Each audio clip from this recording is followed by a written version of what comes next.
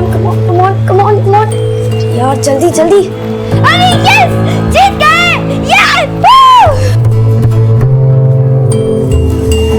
अम्मा, आपको पता है इस बार ना हमने फिक्स कर लिया है, हम ना बड़े होके बैडमिंटन प्लेयर बनेंगे। जिंदगी का मकसद होना चाहिए, सपने होने चाहिए, लक्ष्य होना चाहिए, लेकिन हमारे लक्ष्य को तो किसी की पड़ी नहीं है। लक्ष्य गार्ड बांधना होता है, जैसे हम बने। रुक,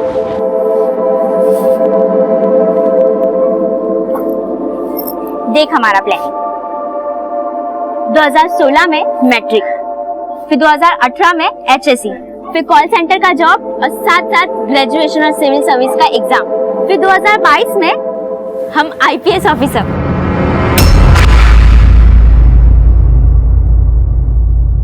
हमको फिक्र तुम्हारा नहीं है, तुमको जो बनना है बनो, हम पूरा जी जान लगा देंगे अपनी, लेकिन हमको फिक्र तुम्हारी उस एयर होस्टेस बहन का है। सोच इतनी ऊंची लेकिन अकल ढेला भर की, और रंग रूप तो ऐसा लेकर के पैदा हुई है कि बस डर ही लगा रहता है कि कहीं कोई ऊंच नीच ना हो जाए।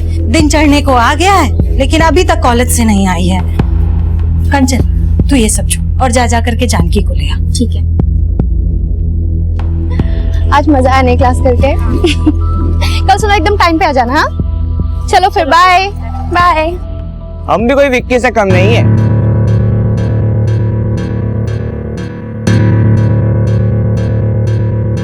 अगर आज तुम इसे बाइक पे बैठा लिए तो 500 हम देंगे, और ना बैठा पाए तो हम तुमसे 500 लेंगे। इस पे चांस तो मानना ही है, लगे हाथ तुमसे भी 500 कमा लेंगे। भैया गोमती नगर चलोगे? अरे कहाँ इतने महंगाई के जमाने में पैसा खर्च करती हो? आओ बैठो पीछे, हम छोड़ देते हैं तुम्हें। नो थैंक्स, हम चले जाएंगे। अभी सिर्फ थप्पड़ मारा है, अगली बार ऐसा किया तो जेल भेज देंगे, समझे? चलो दीदी।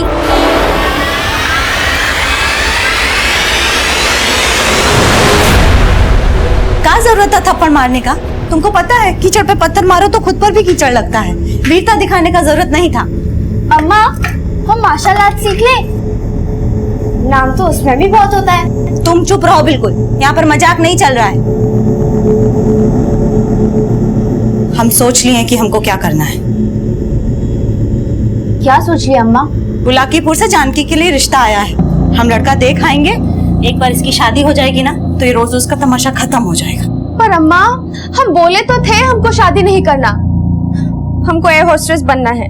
जानकी बेटा, तुमको जो भी बनना है ना शादी के बाद बन जाना, वो लोग बड़े खुले विचारों के हैं। पर एयर होस्टेस बनकर हम ससुराल वालों के लिए नहीं, आप सबके लिए कुछ करना चाहते हैं। अपने एम्बिशंस के साथ साथ आपके लिए, प्रिया और कंचन के लिए भी कुछ करना चाहते हैं। बेटा, हम तुम्हारी भावनाओं को समझते हैं, लेकिन तुम भी तो हमको समझो। हमको शादी नहीं करनी तो नहीं करनी, बस। जानकी, मेरी जानकी, हमारी बात तो सुनो। जानकी, जानकी,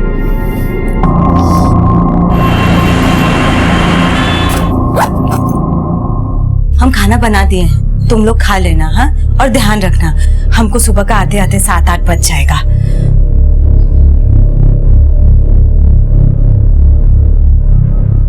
अम्मा, तुम जानकी दीदी का टेंशन मत लो, हम समझाएंगे उनको।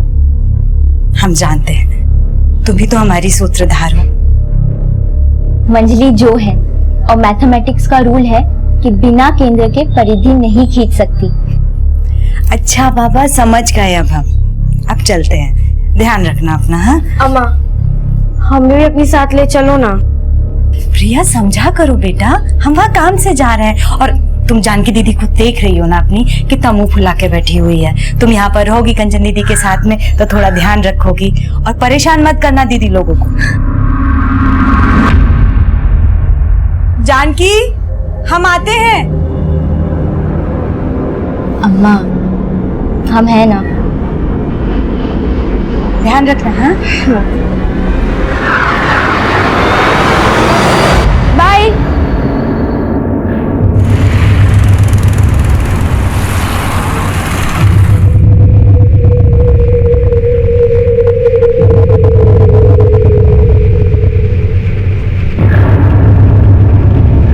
बुलाकीपुर से जानकी के लिए रिश्ता आया है, हम लड़का देख आएंगे। एक बार इसकी शादी हो जाएगी ना तो ये रोज उसका तमाशा खत्म हो जाएगा। जानकी बेटा, तुमको जो भी बनना है ना शादी के बाद बन जाना, वो लोग बड़े खुले विचारों के हैं।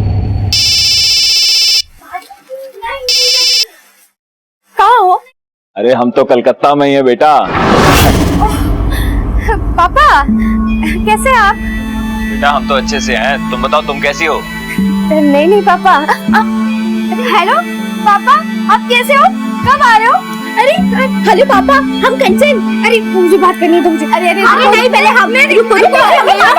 अरे बेटा झगड़ो मत, हम सबसे बात करेंगे। अरे ये तो बताओ पहले तुम्हारी अम्मा कहाँ है? अम्मा तो बुलाकीपुर गई हैं, सुबह आएंगी। तुम सब लोग घर में अकेले हो?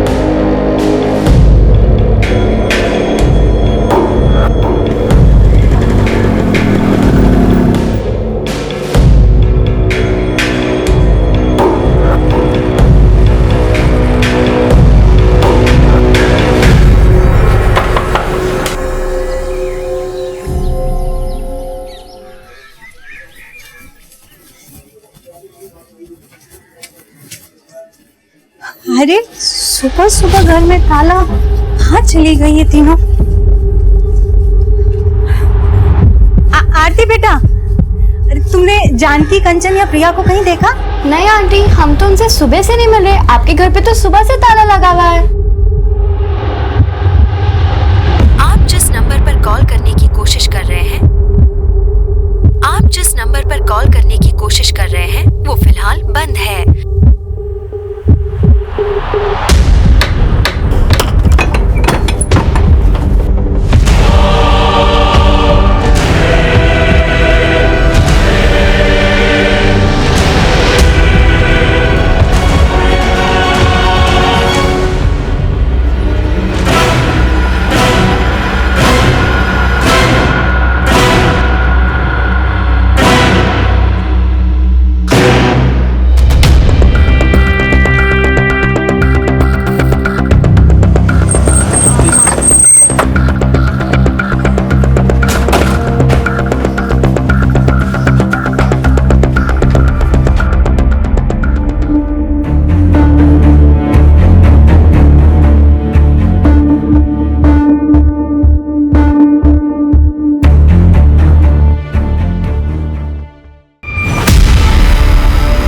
दोनों बच्चों को बड़ी बेरहमी से मारा गया, शायद लगातार चाकू से वार किए गए। सर ये घर संध्या यादव का है, जिसने पिछले साल वार्ड काउंसिल का चुनाव लड़ा था। संध्या ये घर में अपनी 3 बेटियों के साथ रहती है और उसका पति कोलकाता में जॉब करता है। कल रात को संध्या घर पे नहीं थी और तीनों बेटियां अकेली थी। लेकिन अब संध्या कहाँ है और उसकी तीसरी बेटी? सब बच्चियों की लाश देखने के बाद इनकी मां संध्या बेहोश हो गई थी। पड़ोसी उसे हॉस्पिटल लेकर गए हैं। संध्या जब सुबह घर पे आई तो घर पे ताला लगा हुआ था और उसकी तीसरी बेटी जानकी गायब थी, उसका फोन भी बंद था। सर जानकी तीनों बहनों में सबसे बड़ी है। पता करवाओ कि इन तीनों लड़कियों की माँ संध्या कैसी, और पड़ोसियों से पूछताछ करो क्या किसी के पास संध्या के पति का नंबर है? सर संध्या के पति का नंबर मिल गया है और उससे पड़ोसी ने ऑलरेडी फोन कर दिया है।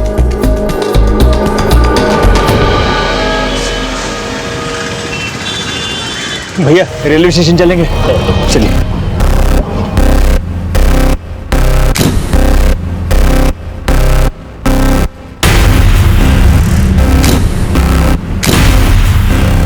अब साहब बोलना तो नहीं चाहिए, लेकिन प्रिया और कंचन की बड़ी बहन थोड़ा भटक गई थी।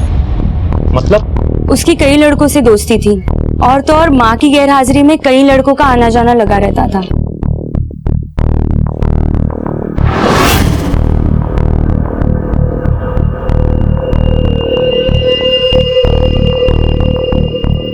साहब कल रात को भी संध्या घर पे नहीं थी, तो क्या पता जानकी का कोई दोस्त आया हो यहाँ पर। कौन सा दोस्त?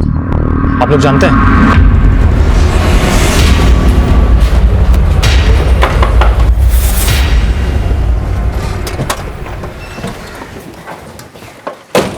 अगर जानकी की वाकई किसी लड़के के साथ दोस्ती थी तो ऐसा हो सकता है कि उसकी बहनों ने उसे यहाँ किसी लड़के के साथ देख लिया और कुछ ऐसा हुआ कि दोनों बहनों का मर्डर हो गया।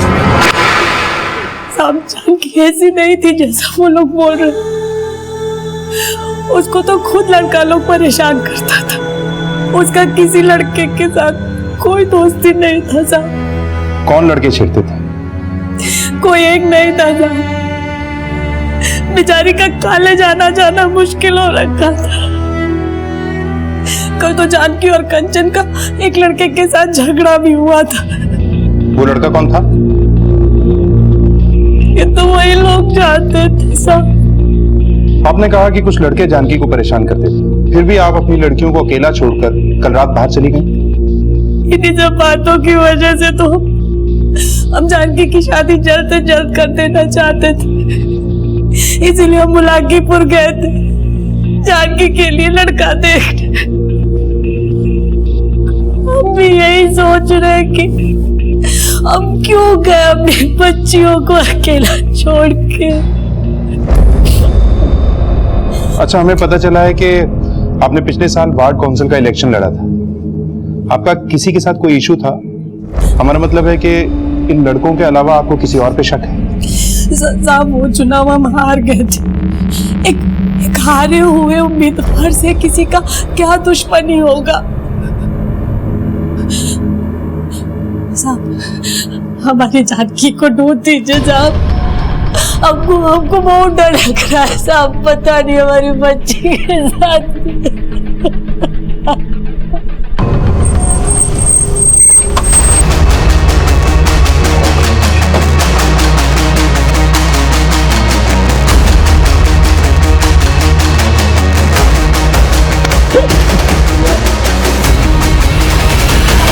हम लोगों ने कुछ नहीं किया साहब। सब हमने कुछ नहीं किया साहब। सब जानकी को हम बस प्रपोज करना चाहते थे, बस हमारा कोई गलत इरादा नहीं था साहब। जानकी कहाँ है ये बोल। साहब हमें नहीं मालूम साहब। जानकी को गायब करके उसकी दोनों बहनों को मारा है ना तुम लोगों ने? वो विक्की ने काम किया होगा साहब। ये विक्की कौन है?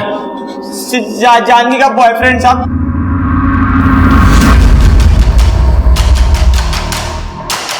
पुलिस अब भी जानकी का पता लगाने में सफल नहीं हो पाई थी। शक के दायरे में आए उन तीनों लड़कों को लगातार रिमांड में लिया जा रहा था और इस बीच जानकी के कॉल रिकॉर्ड सामने आए।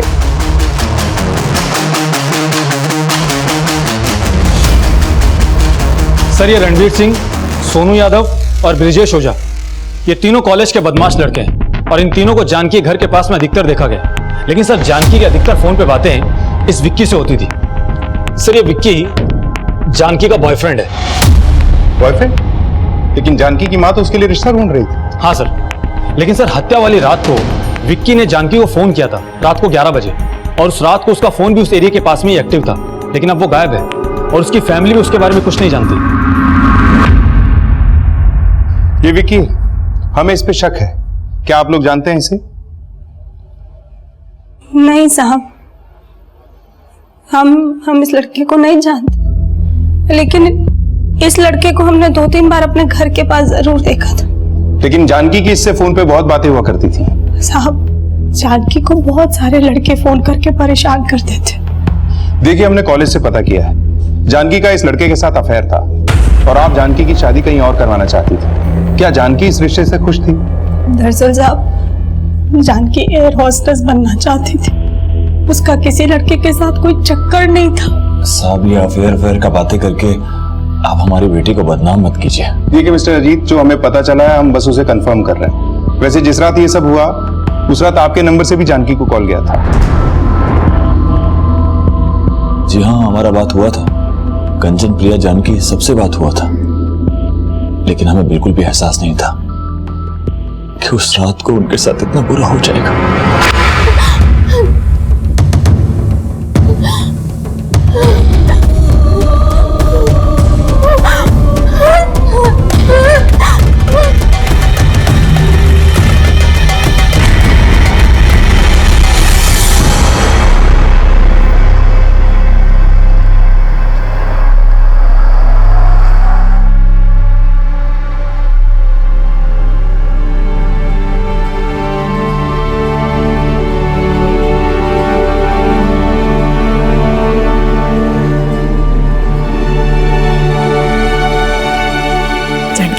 ये देखो, कैसा लगा ये सूट तुमको?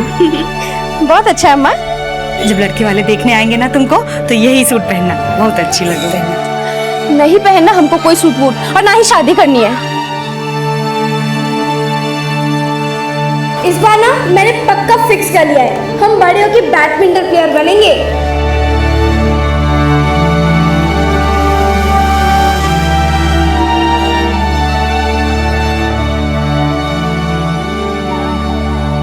जानकी के गायब होने का रहस्य अब विक्की के गायब होने से भी जोड़कर देखा जा रहा था और मोहल्ले के उन लड़कों से भी सख्ती से पूछताछ की जा रही थी जिनका कंचन से झगड़ा हुआ था, लेकिन उनसे भी जानकी का कोई क्लू नहीं मिला। लेकिन जल्द ही विक्की की एक इंफॉर्मेशन मिली।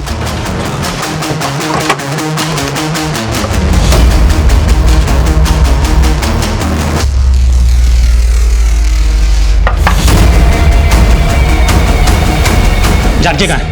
सब जानकी हमारे साथ नहीं है। चल थाने चल। जो भी किया है अभी बोल दो, बाद में बहुत तकलीफ होगी।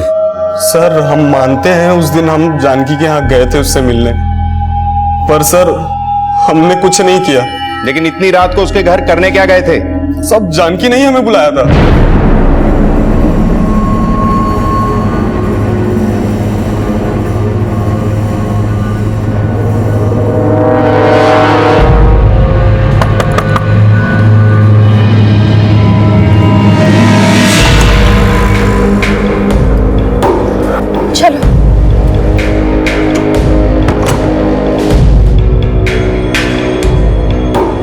हमें समझ में नहीं आ रहा है कि हम क्या करें। अम्मा सुन ही नहीं रही है, लड़का तक देखने चली गई। घबराओ मत, हमने सोचा है हम कल ही तुम्हारे अम्मा से बात करेंगे। अगर वो तुम्हारा शादी करना चाहती है तो हम करेंगे तुमसे शादी। पर हम जब तक एयर होस्टेस नहीं बन जाते हम किसी से शादी नहीं करना चाहते। तुम जैसा चाहती हो वैसा ही होगा, हम पे भरोसा रखो। अब मुस्कुराओ।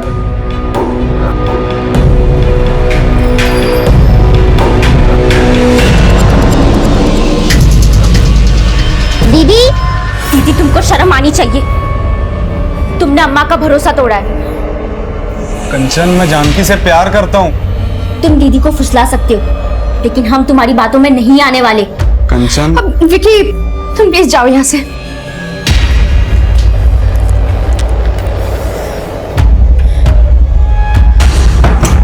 सर उसके बाद हम वहां से चले गए थे, फिर वहां क्या हुआ हमें नहीं पता, हमने कुछ नहीं किया। कुछ नहीं किया तो वहां से भागे क्यों? अब जब सुबह हमें ये सब का पता चला तो हम बहुत डर गए थे, पर हमने कुछ नहीं किया साहब। ये ऐसे नहीं बोलेगा, उगलवाओ इससे।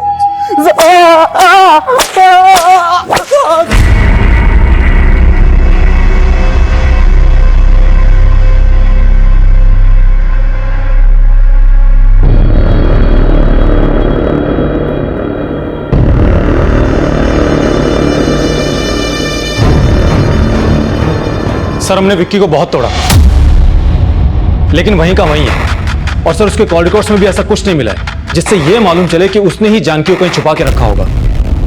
चल बे, लेके आ लड़की को।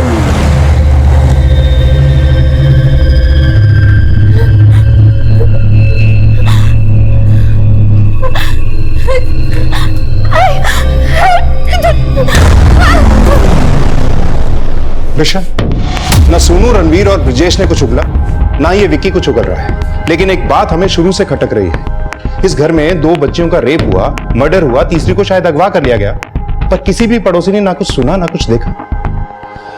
कोई ना कोई जरूर कुछ ना कुछ छुपा रहा है। ऋषभ, मुझे लगता है हमें स्निफर डॉग्स की मदद लेनी चाहिए। अपराधी शायद इसी एरिया का है। सर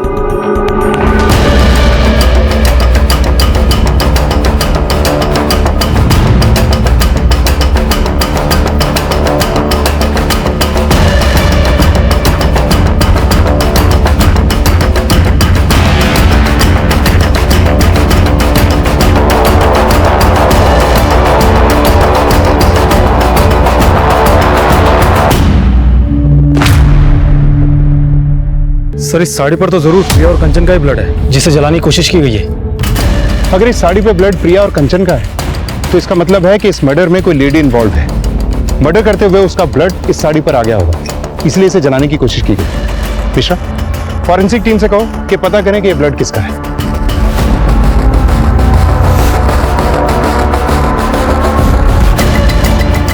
सर, आसपास कुछ नहीं मिला, लेकिन पता चला है ये प्लॉट केदार शर्मा का है। केदार शर्मा? सर ये केदार शर्मा है। सर इसने भी पिछले साल संध्या के अगेंस्ट वार्ड काउंसिल का चुनाव लड़ा था। सर संध्या के चुनाव में खड़े होने की वजह से केदार को बहुत प्रॉब्लम हुई थी। और हाँ सर, संध्या के बाकी सपोर्टर्स के साथ संध्या की तीनों बेटियां भी संध्या के लिए कैंपेनिंग करती थी। संध्या जी को वोट दो, संध्या जी को वोट दो। हालांकि संध्या की तरह केदार भी वो चुनाव हार गया था, लेकिन सर केदार को आज तक यही लगता है कि वो चुनाव संध्या की वजह से हारा था, क्योंकि संध्या के चुनाव में खड़े होने की वजह से केदार के वोट्स कम हो गए थे। साहब, जब हमने चुनाव के लिए नामांकन पत्र भरा था तो केदार शर्मा ने हमें चुनाव में ना खड़ा होने की धमकी दी थी, लेकिन हमारे साथ साथ वो भी चुनाव हार गया था, इसलिए हमें कभी उस पर शक नहीं हुआ। लेकिन आपको उसके खिलाफ कुछ मिला है क्या? जी, उसके प्लॉट से हमें ये अधजली साड़ी मिली और इस पे ये जो खून है ना, ये प्रिया और कंचन के ब्लड से मैच करता है। इसका मतलब उसी ने हमारी दोनों बेटियों को मारा? साहब, उसी ने जानकी को ही छुपा के रखा होगा। आप उसे छोड़ना मत। सब उससे पूछिए कि जानकी कहाँ है। देखिए साहब, जानकी कहाँ है हमें नहीं पता, हमने कुछ नहीं किया है। अगर कुछ नहीं किया तो उन बच्चों के खून से लथपथ साड़ी आपके प्लॉट में कैसे जलाएगी? अपनी पत्नी को भेजा था उनको मारने के लिए। कैसी बात कर रहे हो साहब, हमारा प्लॉट तो खुला है, कोई चार दीवारी भी नहीं है। जरूर कोई फंसाने की कोशिश कर रहा है हमको, इससे हमारा कोई लेना देना नहीं है। आप पहचानती हैं ये साड़ी किसकी? साहब, हमको कुछ समझ में नहीं आ रहा। आप बस हमारी जानकी को ढूंढ दीजिए, अब हमारी जानकी को ढूंढ दीजिए। सर प्रिया और कंचन की पोस्टमार्टम रिपोर्ट। सर रिपोर्ट के मुताबिक प्रिया और कंचन की हत्या ही नहीं हुई, उन दोनों के साथ में रेप भी हुआ था। रेप? इतनी छोटी बच्चियों के साथ रेप? क्राइम सीन पे इन बच्चियों के अलावा किसी और का ब्लड मिला? नहीं सर। और सर जानकी के बारे में भी अब तक कुछ पता नहीं चला है। और सर ब्रिजेश, सोनू, विक्की, रणवीर ये भी अपने बयान पर अब तक कायम है। सर अब तक जो कुछ भी सामने आया है उससे ये तो साफ है कि जानकी अपनी मर्जी से गायब नहीं हुई है, उसे पर्पसली गायब किया गया है। दो लड़कियों का रेप करने के बाद मर्डर किया गया है, तीसरी को शायद किडनैप किया गया है। मुझे नहीं लगता ये काम अकेले विक्की का है। हो सकता है विक्की ने इस काम में किसी की मदद ली, या फिर वो तीनों लड़के इसमें इन्वॉल्व हो। ये काम केदार के इशारे पे भी हो सकता है। सबका डीएनए टेस्ट करवाओ और ये भी पता लगाओ कि केदार ने ये काम किससे करवाया है। और हाँ, संध्या के इलेक्शन में कुछ मेल सपोर्टर्स ने उसकी हेल्प की थी। हो सकता है इनमें से किसी की बुरी नजर संध्या की बेटियों पर हो। सबको इन्वेस्टिगेट करो, एक को भी नहीं छोड़ो। सर। विकी समेत जानकी के कॉलेज और मोहल्ले के सभी लड़कों से लगातार सख्ती से पूछताछ की जा रही थी और शक के आधार पे सबके डीएनए लिए जा रहे थे और उन्हें भी शक की नजर से देखा जा रहा था जो वार्ड काउंसिल इलेक्शन में संध्या के लिए कैंपेन कर रहे थे। साहब, संध्या की बेटियों को तो अपनी बेटियों की तरह समझता था मैं। और संध्या जी को? कैसी बातें कर रहे हैं साहब, संध्या जी तो हमारी नेता थी। हम तो चाहते थे कि संध्या जी चुनाव जीते और हमारे क्षेत्र का विकास हो, इसके अलावा कोई सरोकार नहीं था हमारा। लेकिन हम तो कुछ और ही सुने। सर शायद आपको कोई गलतफहमी हुई है। सच बोलेगा यही मारना शुरू करूं? बहुत। हम आपको सब सच बताते हैं साहब। हम मानते हैं हमसे गलती हो गई जो हमने संध्या जी पे गलत नजर डाली, लेकिन हमने कभी किसी का कत्ल नहीं किया था।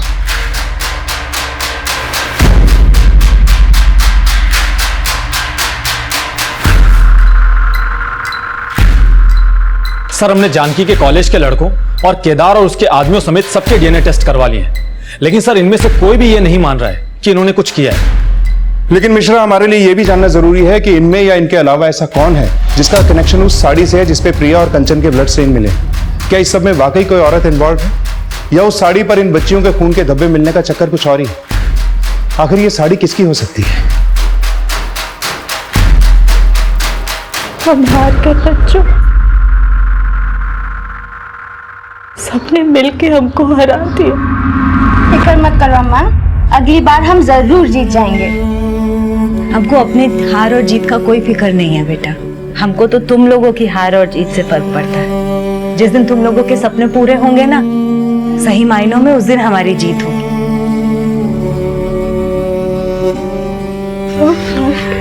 अब तुम्हारे पछताने से हमारी बेटियां वापस नहीं आ जाएंगी।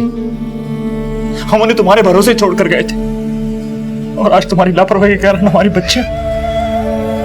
लापरवाही? हमारी लापरवाही? हाँ, दोष सिर्फ हमारा नहीं, आपका भी है। बच्चियों को पैदा करके छोड़ गए थे आप इस नरक में। 2000 रुपए भेजते थे तो सोच रहे थे कि बाप होने का फर्ज निभा रहे। कभी जानने की कोशिश की?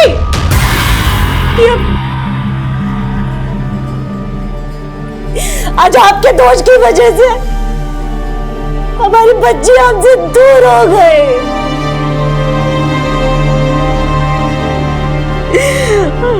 हमारी दुनिया लुट गई।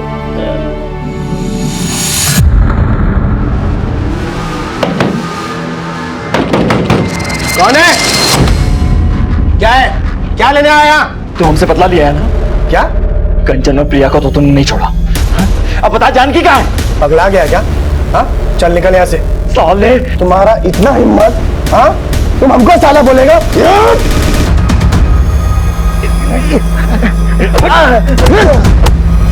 अरे अरे क्या कर रहे हो? लेके जा इसको, वरना साला इसके साथ साथ तुमको भी ना इस मोहल्ले से बाहर भिगवा देंगे, समझी? हेलो,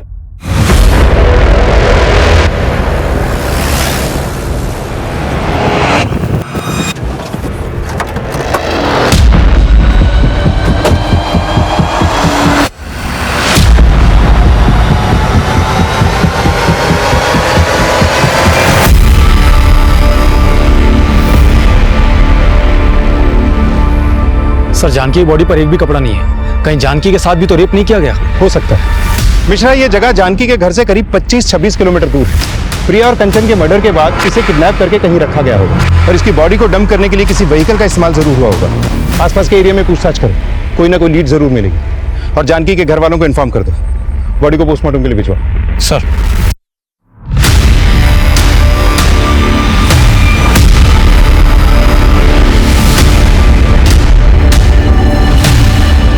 जानकी,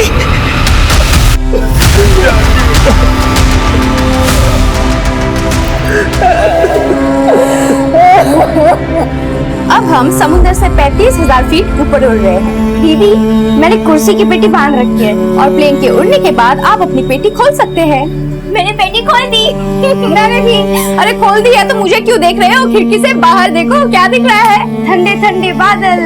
दिल कर रहा है खिड़की तोड़ के बादल के साथ उड़ूं। अरे अरे, ऐसा मत करो, नहीं तो प्लेन क्रैश हो जाएगा। क्या हुआ? प्लेन क्रैश हो गया।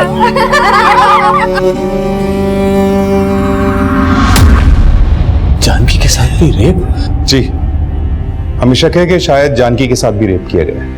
एक के बाद एक हमारी तीनों बेटियां खत्म हो गई और उनके साथ इतना गलत हो। आपसे हाथ जोड़कर विनती है कि उसके दोषियों को जल्द से जल्द अंदर कीजिए।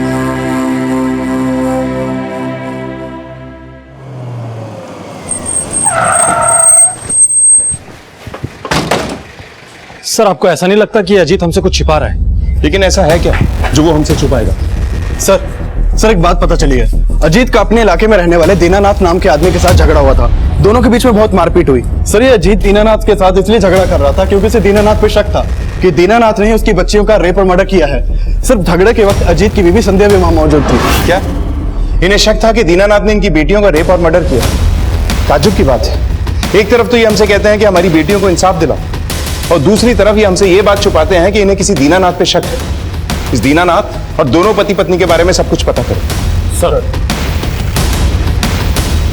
पुलिस अब दीनानाथ और अजीत के उस राज का पता लगा रही थी जो जल्द ही इस केस में कई और एंगल्स खड़ा करने वाला था, और जो अजीत की भूमिका पे भी प्रश्न चिन्ह खड़ा करने वाला था।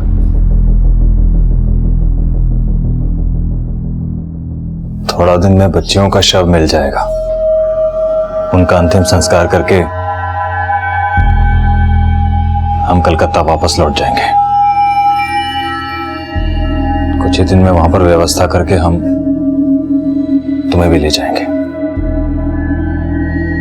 हमारी बच्चियों के जीते जी तो आप हमको लेके नहीं गए। अगर वो भी कोलकाता में होती तो। जो हो गया उसे बदला नहीं जा सकता है। आप अब भी कुछ बदल नहीं पाएंगे। हम रह लेंगे अकेले, औपचारिकता का जरूरत नहीं है।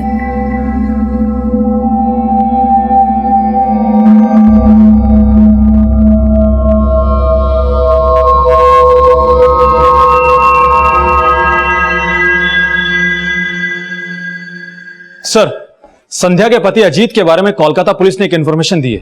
अजीत की कोलकाता में एक और बीवी है।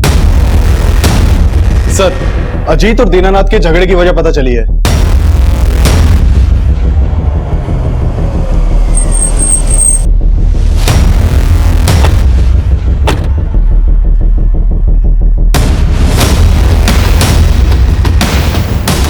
साहब, जिस इंसान का खुद का कोई चरित्र नहीं होता, वो किसी शरीफ इंसान के चरित्र पे उंगली कैसे उठा सकता है? अरे उस इंसान ने 10 साल पहले हमारी बहन के आबरू के ऊपर हाथ डाला था। साहब, दीनानाथ की बहन ने हम पर झूठा आरोप लगाया था। साहब, उसकी बीवी खुद जानती है कि उसने क्या किया हमारी बहन के साथ। साहब, हमने कुछ नहीं किया था, पर उस समय किसी ने हमारा विश्वास नहीं किया। दीनानाथ ने हमें पूरी बिरादरी में जलील करके रख दिया।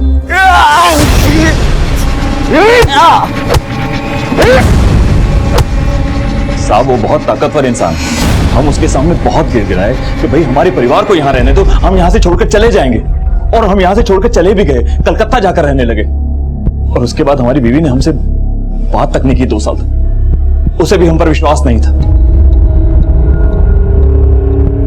अब जाकर वो थोड़ा पिघली है। तुमने तो उसे अब भी अंधेरे में रखा हुआ है। कोलकाता में दूसरा घर बसाया हुआ है। तो ये भी सच होगा कि दीनानाथ की बहन की आबरू पे हाथ तुम्ही ने डाला होगा, और तुम्हें लगा कि 10 साल बाद दीनानाथ ने उसी बात का बदला लिया, और तुम हमारे पास इसलिए नहीं आए क्योंकि तुम जानते थे कि तुम पहले भी गलत थे। साहब, अगर हमने कुछ किया होता तो यहाँ के लोग चुप थोड़ी ना रहते। लेकिन हमने तो सुना है कि यहाँ के लोग तुमसे डरते भी हैं। हो सकता है इसलिए चुप बैठे हो। लेकिन हमने कुछ नहीं किया साहब। तुमने कुछ किया है या नहीं किया, ये पता लगाने का काम हमारा है। फिलहाल तो हमें तुम्हारा DNA टेस्ट करवाना है। साहब, हम जानते थे अजीत जी गलत है, और हमें यह भी आभास हो गया था कि वो कोलकाता जाकर हम सबको भूल गए। हमें ये नहीं पता था कि उन्होंने वहां जाकर अपनी नई दुनिया बसा ली। अब हमें किसी से कोई लेना देना नहीं है सर। अब जब हमारी बेटियां ही नहीं रही तो हमारी जिंदगी का कोई मकसद नहीं है। सर, अगर अजीत ने कोलकाता में दूसरी शादी कर रखी थी तो अजीत के पास में अपने बच्चों को मारने का मोटिव जरूर होगा। सर, हो सकता है कि अजीत को इस बात का डर हो कि उसकी दूसरी बीवी को उसकी पहली बीवी के बारे में पता ना चल जाए, और संध्या उस रात को जिंदा इसलिए रह गई क्योंकि वो बुलाकीपुर गई थी। लेकिन सर, हमने अजीत की एलिबाई कंफर्म की। हत्या वाली रात अजीत कोलकाता में ही था, और मर्डर कंचन और प्रिया का हुआ था, जबकि जानकी को अगवा किया गया था। सर, ये भी तो हो सकता है कि अजीत की कोई चाल हो ताकि हमारा शक उन लड़कों पे जाए जो उन्हें छेड़ा करते थे। और सर, उस रात को अजीत ने अपने बच्चों को फोन भी किया था। लेकिन वो हमें बिना पता चले दीनानाथ पे शक जाहिर कर रहा था। मुझे नहीं लगता इसमें अजीत का हाथ होगा। हाँ, ये हो सकता है कि अजीत की दूसरी बीवी ने यह करवाया। उसे पता चला हो कि अजीत पहले से शादीशुदा था और उसने सबसे बदला लिया। अजीत और उसकी दूसरी बीवी दोनों को इन्वेस्टिगेट करो। और वो एरिया जहाँ से जानकी की बॉडी मिली थी, वहां से कोई लीड मिली? नहीं सर, हमने वहाँ काफी पूछताछ की, लेकिन कोई लीड नहीं मिली। ठीक है, वो एरिया और संध्या के घर का एरिया, दोनों का डंप डाटा चेक करो। कोई ना कोई कॉमन नंबर जरूर मिलेगा, क्योंकि ये तो कंफर्म है कि जिसने भी कंचन और प्रिया का मर्डर किया है उसी ने जानकी की बॉडी को उस एरिया में डंप किया होगा। सर,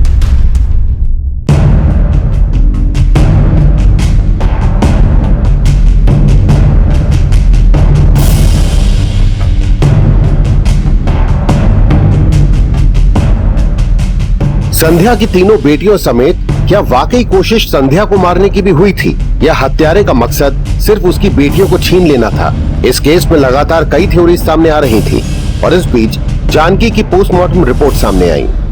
सर, जानकी की पोस्टमार्टम रिपोर्ट। सर, जानकी का मर्डर कंचन और प्रिया के मर्डर के 4 दिन बाद हुआ था, और जानकी के साथ मर्डर से पहले रेप भी किया गया था। सर, ये अजीत की दूसरी बीवी कामिनी है। सर, हत्या वाली रात को ये कोलकाता में ही थी। मैंने इसके कॉल रिकॉर्ड्स मंगवाए हैं, शायद कुछ लीड मिले। और अजीत के बारे में कुछ पता चला? नहीं सर, और हम लोग डंप डेटा भी स्टडी कर रहे हैं, और अब तक जितने भी DNA टेस्ट करवाए हैं उनकी रिपोर्ट्स भी 5 से 6 दिन के बाद आनी शुरू हो जाएगी। लेकिन DNA रिपोर्ट आने तक का अभी हम इंतजार नहीं कर सकते। अब तक जितने भी सस्पेक्ट हमारे सामने आए हैं सबको रिविजिट करो, दोनों क्राइम सीन्स का डम डेटा चेक करो, हो सकता है कोई ऐसा क्लू मिले जो हमें असली अपराधी तक ले जाए। पुलिस अब हर सस्पेक्ट को नए सिरे से इन्वेस्टिगेट कर रही थी और हर बारीक से बारीक चीज को फिर से टटोला जा रहा था। और इस बार ऐसी बात सामने आई जिसने फिर से पुलिस की थ्योरी बदल दी। सर, हत्या वाली रात को ये रामकुमार बुलाकीपुर में था जहां संध्या गई थी। ये रामकुमार संध्या का सपोर्टर है ना, जो उसके लिए कैंपेनिंग कर रहा था? हाँ सर। तो फिर ये वहां संध्या के साथ क्या कर रहा था? संध्या जी बुलाकीपुर में जो लड़का देखने गई थी जानकी के लिए, उस लड़के के बारे में हमने ही बताया था। लेकिन आप संध्या जी के साथ लड़के वालों के नहीं गए? मैं गया था साहब, बस थोड़ी देरी से पहुंचा था, बाद में मिला था मैं संध्या जी को। संध्या जी लड़के वालों के यहाँ से 7 बजे निकली थी और बुलाकीपुर में अपनी सहेली के घर 11 बजे पहुंची। और ये 7 से 11 बजे तक आप दोनों साथ में थे, ये हमने पता कर लिया। और जिस तरह से आप लोग मिल रहे थे उससे हमें यह भी पता लग गया है कि आपका अफेयर चल रहा था संध्या जी के साथ। ये तो सीसीटीवी दिखा दे कि आप और संध्या जी कहां गए थे बुलाकीपुर में।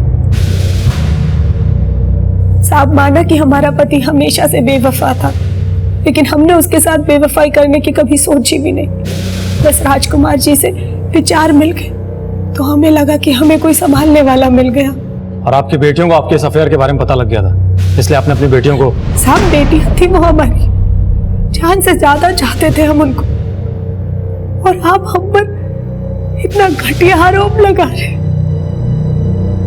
हमारा विश्वास कीजिए साहब, हमारा और संध्या जी के संबंध का उनकी लड़कियों की हत्याओं से कोई लेना देना नहीं है। सर, रामकुमार से मुलाकात कैसे हुई आपकी? हमने चुनाव लड़ा था, उसमें उन्होंने हमारा बहुत सहयोग किया था, तो बस वहीं पर मुलाकात हुई थी।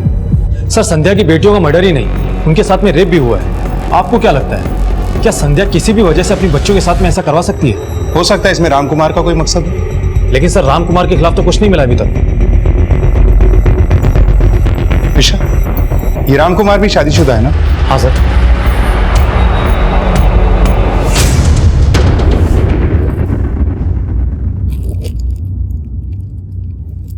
हाँ साहब, ये साड़ी तो हमारी बीवी ममता की है।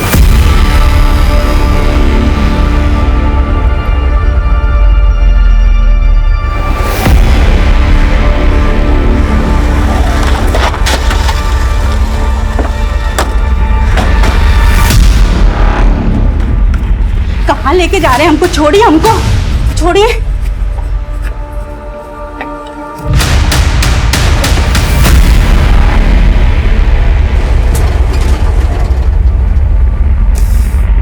साहब, ये साड़ी हमारा नहीं है। जरूर हमारा पति उस औरत के चक्कर में हमें फंसाना चाहता है। हमने कुछ नहीं किया साहब।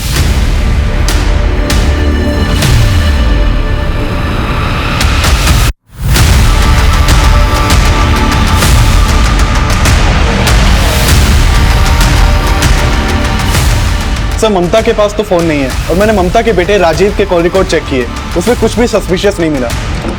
सर, हमने दोनों क्राइम सीन्स के डंप डेटा टैली किए और उसमें एक नंबर ऐसा मिला है जो दोनों क्राइम सीन्स पे एक्टिव था।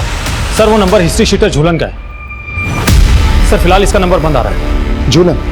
मतलब ये कांड जिस किसी ने भी करवाया है, ये झूलन हमें उसके बारे में बता सकता है। पता करो ये कहां है, उठवाओ इसे। सर। हेलो।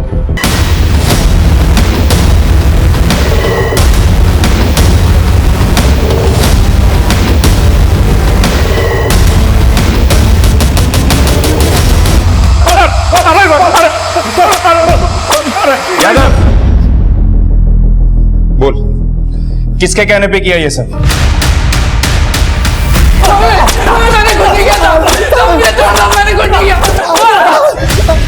साहब, हमको मम्मी बोली थी तुम करने को। हाँ, हम मारे उस संध्या की बेटियों को। सिर्फ मारा ही नहीं, उनका रेप भी करवाया।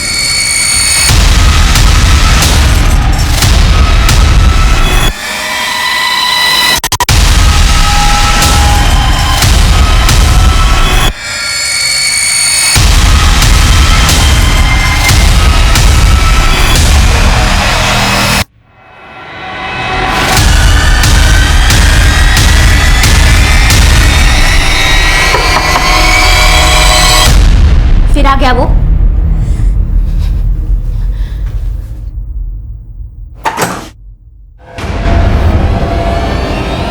काट के रख दो। खोलो।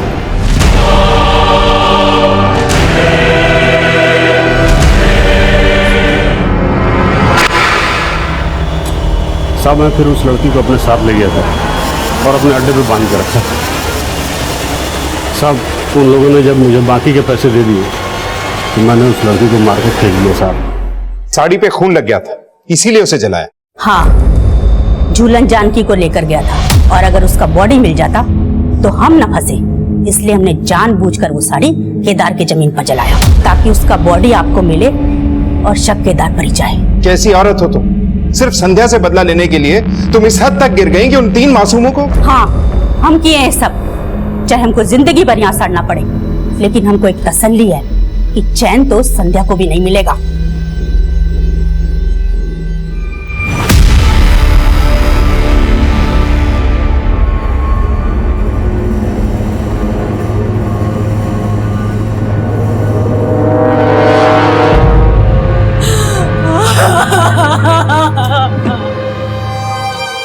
अपनी जिंदगी का खालीपन भरने के लिए हम कभी कभी ऐसी मृत तृष्णाओं का शिकार हो जाते हैं जिनमें फंसकर हमें सिर्फ मौजूदा वक्त ही दिखता है, लेकिन दूरगामी परिणाम पर नजर नहीं जाती।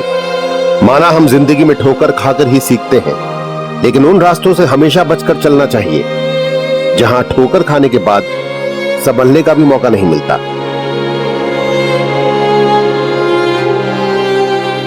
देखते हैं हमारे आज के एपिसोड की दूसरी कहानी।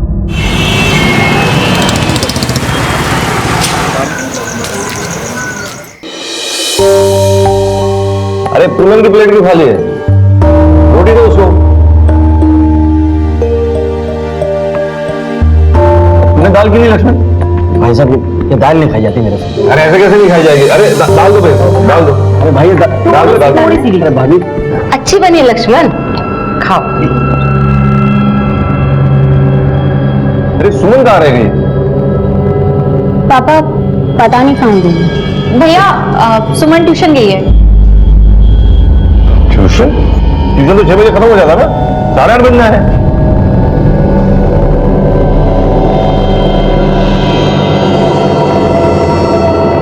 अरे कहाँ रह गई थी तू?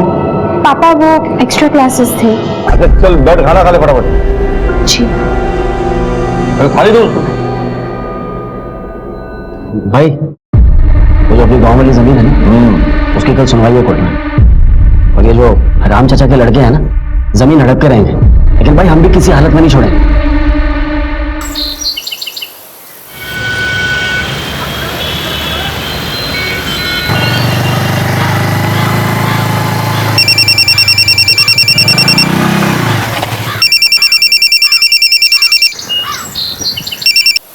हेलो, हाँ मैं रास्ते में हूँ, आ रहा हूँ, बस अभी रास्ते में हूँ। अरे तुम फोन रखोगे तो आऊंगा ना, बस क्यों नहीं यार? हाँ कह तो रहा हूँ, आँख के अंदर दिखना रहता है को। क्या हुआ अंकल? सॉरी के बच्चे, मोबाइल तोड़ दिया तूने। अरे अंकल मोबाइल टूटा, जान थोड़ी गई आपकी। मोबाइल के पैसे तेरा बाप देगा? कल बाप से नहीं जाना, मैं बोल रहा हूँ। कुत्ते पीले तो गलती करता हूँ, बहस करता है।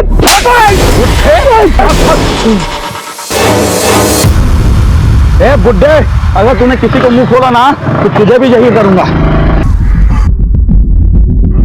हेलो पुलिस, डॉक्टर जी, डॉक्टर जी।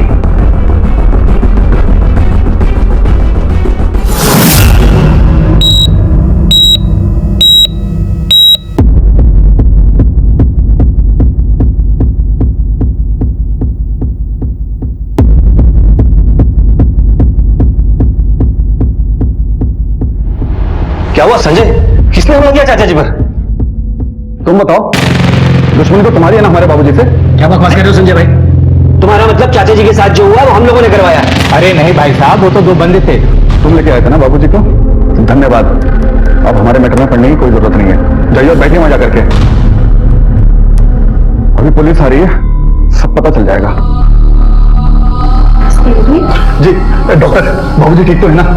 सॉरी, हम आपके बाबूजी को नहीं बचा पाए।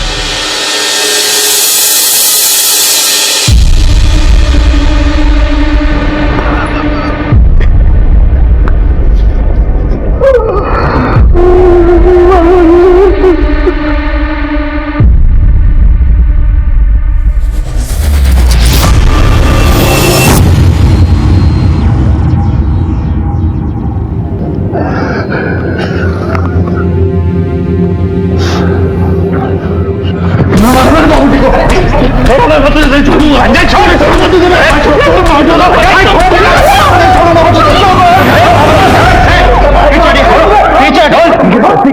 क्या रही साहब? सब इन दोनों भाइयों की वजह से हुआ है साहब। इन्होंने बंदे बेचकर हमारे बाबूजी को मरवा दिया साहब। सर झूठ बोल रहा है, झूठा आदमी एक नंबर का। सर भाई जी बाइक से उतर के बात कर रहे थे कि एक बाइक वाला आया उनसे टकरा गया। पहले तो बहसबाजी हुई, लेकिन फिर बात इतनी बढ़ गई कि वो दोनों लड़के मिलकर भाई जी को बहुत मारने लगे। बैट से भी मारा सर, हमने छुड़ाने की बहुत कोशिश किया लेकिन वो एक नहीं मारे। अच्छा कुछ देखा, कैसे दिखते थे वो लोग? सर एक तो हट्टा कट्टा था और एक ठीकना पतला सा था। बाइक का नंबर देखा? सर हड़बड़ी में मैं बाइक का नंबर नहीं देख पाया, लेकिन उन दोनों लड़कों का शकल याद है। ठीक है, स्केच बनवाओ सब। इन्हें लेकर चलो, वहीं बात करेंगे। चलिए आप।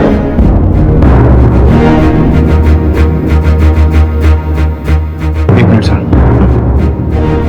रोड रेज की वारदात लग रही है सर। सड़क पर आजकल ऐसे झगड़े आम हैं।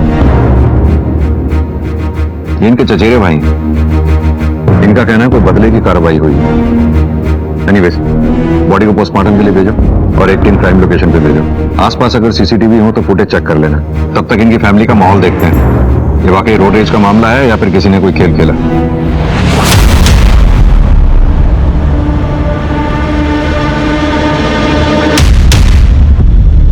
साहब, धर्म और लक्ष्मण का बाप अवध किशोर हमारे बाबूजी का बड़ा भाई लगता था और अभी 20 साल पहले गांव के घर गस्ती छोड़ करके वो मेरठ में जाके बस गए पूरे फैमिली के साथ। जी साहब। और साहब, अभी 20 बरस बाद ताऊजी के बेटे आकर के बोलते हैं कि हमें हमारी जमीन दो। उनके हिस्से की जमीन कितनी है? अरे काय का हिस्सा साहब, 20 बरस तक तो बाबूजी ने मेहनत की है। जमीन कितनी है? सर उनके हिस्से में 10 एकड़ बनती है। हुआ क्या फिर? बाबूजी ने जमीन देने से मना कर दिया तो इन्होंने पंचायत में शिकायत लगा दी और जब पंचायत में भी इन्हें इनके नाम पे जमीन करने से मना कर दिया तो ये लोग हमें जबरदस्ती तंग करने लगे और बस इसके चलते हुए बाबूजी ने इनके खिलाफ कोर्ट में केस कर दिया। बस तब से ये लोग हमें आंखें दिखा रहे। जहां तक हमारी जानकारी में आया है कि धर्म एक बड़ा कारोबारी 10 एकड़ जमीन के लिए किसी की हत्या करवाएगा क्या वो? क्यों नहीं करवाएगा साहब? आजकल तो एक एक गज के लिए लोग गर्दन उतार लेते हैं। मैं तो कहता हूँ आप इन दोनों को अंदर डालिए और खूब कूटिए, सब सच बोल देंगे। सच क्या है उगलवाना हमारा काम है। मुजरिम चाहे कोई भी हो, बच नहीं सकता हमसे वो। सर हमारे पिताजी ने भले कुछ कमाया ना हो, लेकिन मैंने अपने बलबूते पर मेरठ में 150 एकड़ जमीन खरीदी। आप ही बताइए सर, अपने हिस्से की 10 एकड़ जमीन के लिए मैं किसी की हत्या करूंगा, और वो भी अपने ही चाचा की? सर बकवास कर रहे हैं वो दोनों भाई। सर बाल बच्चेदार आदमी हूं। लक्ष्मण छोटा भाई है मेरा, उसका परिवार है। एक भाई का परिवार और है। भाई का तो देहांत हो गया 6 महीने पहले, लेकिन उसके बाल बच्चे हैं। सब लोग एक छत के नीचे रहते हैं। घर का बड़ा हूं मैं, सारा परिवार चलाता हूं। किसी की हत्या करूंगा 10 एकड़ जमीन के लिए? सर 10 एकड़ जमीन थी, लेकिन बात इज्जत पे आगे थी, ऐसा धर्म ने अपने मुंह से बोला है। देखिए चाचा, जमीन भले 10 एकड़ हो, लेकिन गांव की जमीन मां होती है, बच्चों का हक होता है उस पर। अरे वाह, बड़ी जमीन की याद आ रही है। 20 बरस मां की याद नहीं, 20 बरस से कहा था तू और तेरा बाप। अरे चाचा हम कहीं भी तो उससे क्या फर्क पड़ता है? अब आया तो अपनी हक की जमीन लेकर जाएंगे। कौन सा हक में? बोला है हक लेने वाला। चलो निकलो यहाँ से, दबाओ यहाँ से। देखिए चाचा, तमीज से बात करिए, जुबान से निकला कहीं महंगा ना पड़ जाए। धमकी किसको दे रहा है? चल निकल यहाँ से। चलो निकलो। सर धर्म और लक्ष्मण दोनों घर पर आकर धमकी देकर गए थे।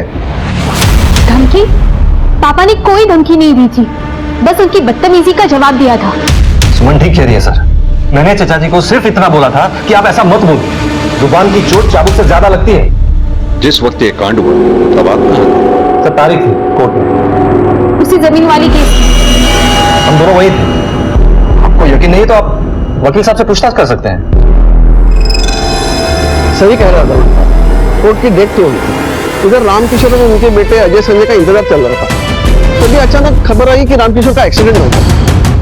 फिर जज साहब ने उन्हें देते। मतलब लक्ष्मण और धर्म दोनों कोर्ट में ही थे? जी हाँ, सुबह 9 बजे से यही कोई 11 बजे तक कोर्ट में ही थे। थैंक यू वकील साहब। सर अगर धर्म और लक्ष्मण यहीं पर थे तो फिर साफ है कि हत्या करवाई गई है। उधर सीसीटीवी फुटेज में कुछ मिला?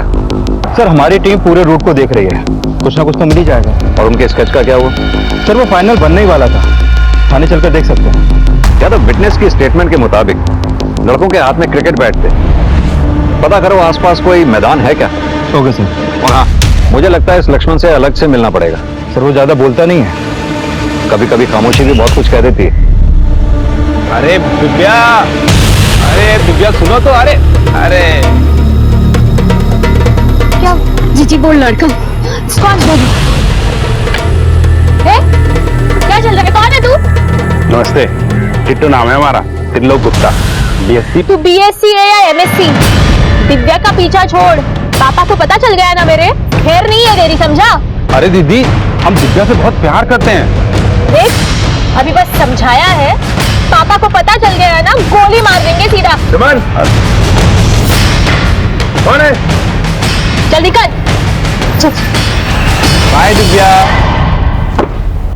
हाँ तो लक्ष्मण जी, अब तो यहाँ कोई भी नहीं है, जो कुछ भी कहना चाहते हैं खुल के कहिए। देखिए, आप अगर कुछ बताएंगे तो आप ही के लिए अच्छा होगा। सर असल में गांव की जमीन में भाई की दिक्कत थी, तो मुझे ये जमीन का चक्कर ही फालतू का लगता है। तो भाई थोड़ी सी जिद्दी है, कहते रहते तो थोड़ी सी जज्बाती। जज्बात में आकर कोई अपने चाचा की हत्या तक करवा सकता है? कहना क्या चाहते हो? नहीं सर, भाई जज्बाती चाचा जी को लेकर नहीं है, जज्बाती उस जमीन के टुकड़े को लेकर। यानी तुम्हारे ये कहने का मतलब है कि उस जमीन के टुकड़े की वजह से तुम्हारे चाचा राम किशोर की हत्या तुम्हारे भाई धर्म ने करवाई। हमने सुना है तुम दोनों भाइयों की मेरठ में 150 एकड़ के करीब जमीन है।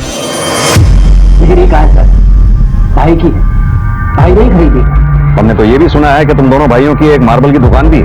वो भी मेरी नहीं है सर, वो भी भाई की।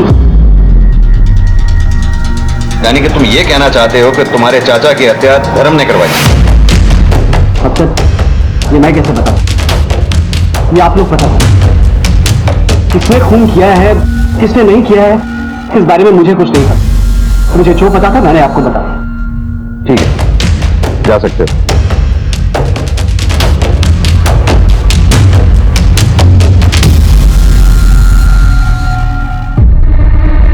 पापा चाय। अरे अपने चाचा को भी देख रहा, थाने से आया वो जी। पुलिस वाले भी ना दिमाग खराब करते थे बंदे का। हम तो सिर्फ अपनी ड्यूटी करते हैं। आप लोग बताइए सर।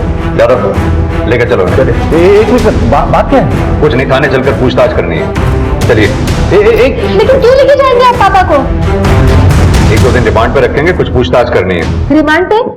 लेकिन रिमांड पे क्यों? पापा ने कुछ नहीं किया है, पापा कहीं नहीं जाएंगे। तुम्हारे पापा शराफत से जाएंगे तो अच्छा है, नहीं तो जबरदस्ती ले जाना पड़ेगा। याद रखो। सुनिए तो, जरूर आपको किसी ने कुछ झूठ बोला होगा, इन्होंने कुछ नहीं किया है। अरे ऐसे कैसे ले जा सकते हो? सुनिए तो। वकील को बोल के बेल करवा, कुछ नहीं होगा, टेंशन मत लो। अरे आप ऐसे सुन, कुछ करो, सुन, वकील को फोन लगाओ। उनको हथकड़ी लगी जाती तो ज्यादा अच्छा होता। जमीन जमीन जमीन जमीन और भागो जमीन के पीछे।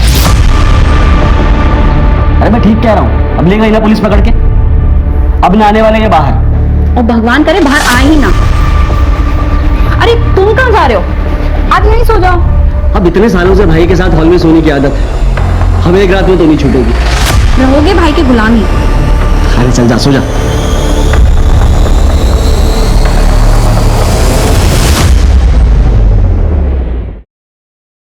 चाचा जी, आपने पुलिस को क्या बोला? पुलिस पापा को क्यों पकड़ के लेके गई? तुझे क्या लगता है कि मैंने भाई के खिलाफ पुलिस को कुछ बोला है?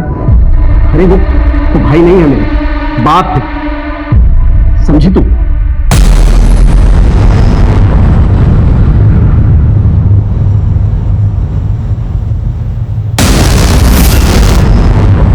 तो देखती जा, फांसी तो लगेगी तेरे बाप को। बढ़िया ही बाप की हिम्मत थी। अभी तो इस परिवार पे महज परेशानियों की शुरुआत भर थी, आगे चल के एक बड़ा खतरा इस परिवार को अपना निशाना बनाने वाला था। सीधा साधा दिखने वाला ये केस चक्रव्यूह में बदलने वाला था। सर, इस केस बनकर तैयार हो गया और सीसीटीवी फुटेज भी मिल गया। लगाओ।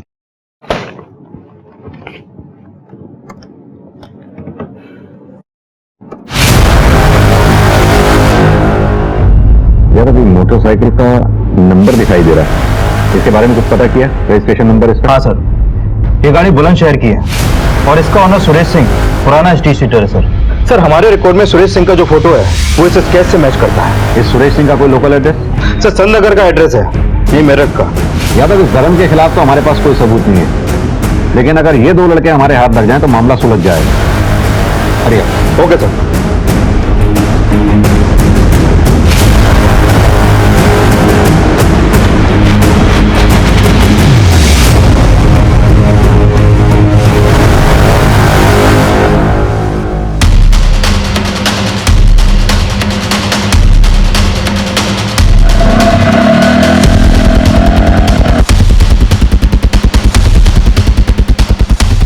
क्या हुआ भाई? जल्दी चल, पुलिस ढूंढ रही है हमें। बैठ बैठ बैठ बैठ बैठ।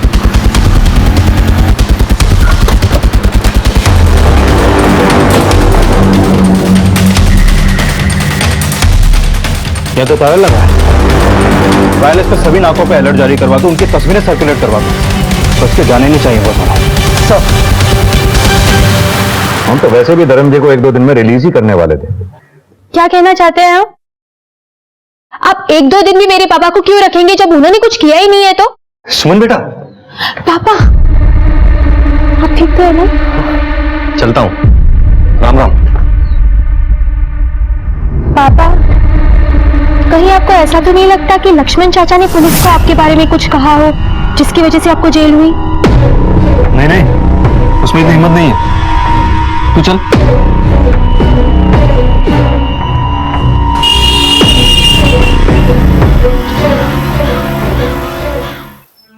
जी अरे सनी बेटा, कहाँ चले गए थे आप? एक दिन में ताऊ जी के बिना जी उचड़ गया तेरा। तेरा ताऊ जी तेरे लिए मिठाई लेने गए थे। ये ले, ये मिठाई खा ले और जा खेल। जेठ जी पानी। लक्ष्मण का है? वो दुकान पर हैं। सुधा का है? सुधा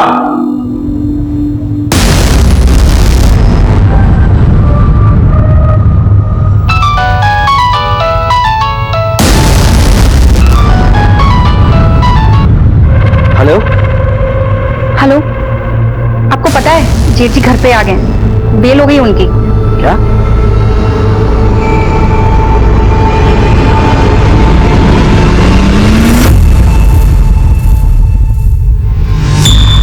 अजय, ये पुलिस के बस की बात ना है धर्म और लक्ष्मण को पकड़ना। और वो धर्म 2 दिन में रख सके पुलिस उसे थाने में? हाँ भाई, उसकी बेटी सुमन ने उसकी बेल करवा ली। और वो लक्ष्मण सो रहा होगा चादर तान के। आप टेंशन ना लो भाई साहब, वो सोएंगे तो जरूर, लेकिन सोते ही रह जाएंगे। अजय, जो कुछ भी करना है हमें थोड़ा जल्दी करना होगा।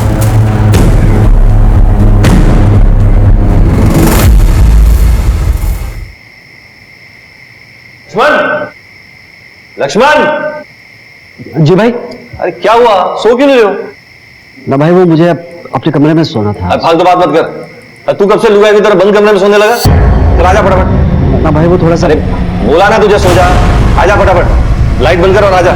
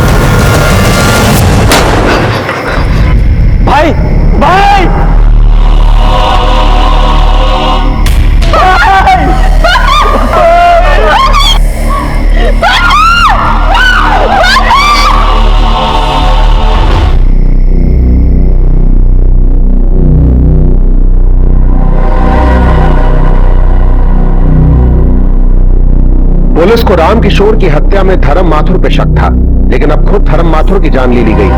क्या ये मौत राम किशोर के बेटे संजय और अजय की इंतकामी कार्यवाही थी? और अगर नहीं तो कौन था जो ये खेल खेल रहा था? सर, गोली बहुत नजदीक से मारी गई है, पॉइंट ब्लैंक से। आप लोगों ने किसी को आते जाते देखा? नहीं सर। बस धमाका हुआ था और वो लोग दरवाजा खोल के भाग गए। लेकिन दरवाजा तो अंदर से बंद रहा होगा ना? जी सर, भाई सोने से पहले रोज रात को दरवाजा चेक करके सोते थे। यादव, बॉडी को पोस्टमार्टम के लिए भेज दो और फॉरेंसिक टीम को बुलाओ। Okay sir.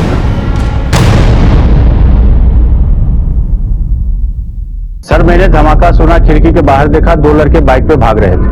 सर मैंने बताया तो, मैंने धमाके की आवाज सुनी, उठा देखा तो वहां कोई नहीं था। दरवाजा किसी ने तो खोला होगा, अपने आप तो खुल नहीं सकता। और आप तो अपने भाई के बगल में ही सो रहे थे, तो फिर तुम्हारे भाई को कोई बाहर से आकर मार गया और तुम सोते रह गए। आप क्या कहना चाहते हैं कि दरवाजा खोलकर मैंने उन लोगों को अंदर घुसाया? हम कहाँ कुछ कह रहे हैं, ये तो तुम ही कह रहे हो। सर असल बात यह है कि हमारे चचेरे भाइयों ने हमें फंसाया है और ये जो भाई को मारा है ना, उन्हीं लोगों ने मारा है सर। वहां भी पूछताछ होगी, फिलहाल तुम्हें थाने चलना होगा। सर मैं थाने क्यों जाऊंगा? वो तो वहीं चल के बताएंगे। दौलतराम सर मेरे भाई की मौत हुई है सर, मैं करूंगा क्या? सर यादव, पहले रामकिशोर की हत्या हुई और अब धर्मपाल की। पहले उस फैमिली का मुखिया मरा और अब इस फैमिली का। मामला कुछ तय नहीं लग रहा।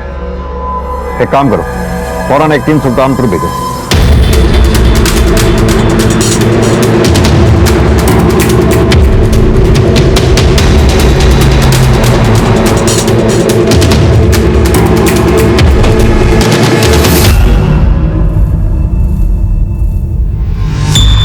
क्या धर्म का खून हो गया?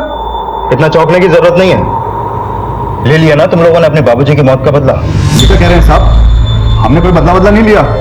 साहब आप कल रात की बात कर रहे हैं ना? साहब पिछले 3 दिनों से हम इसी गांव में हैं, कहीं नहीं गए साहब। ये बार मोटरसाइकिल किसकी है? मोटरसाइकिल मेरी है साहब। क्यों, क्या हुआ? कोई और भी चलाता है? मेरा बेटा चलाता, लेकिन वो भी 3 दिन से घर पर ही है। यहाँ से मेरठ से 40 किलोमीटर दूर है, आने जाने में टाइम नहीं लगता। सर अंदर ये गन मिली है। इसका लाइसेंस है हमारे पास और गोलियों का हिसाब दिया साहब। अजय जरा पेपर से क्या? हाँ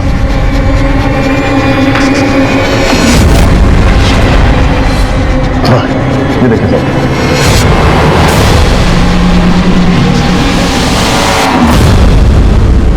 जांच होगी इसकी, ले चलो।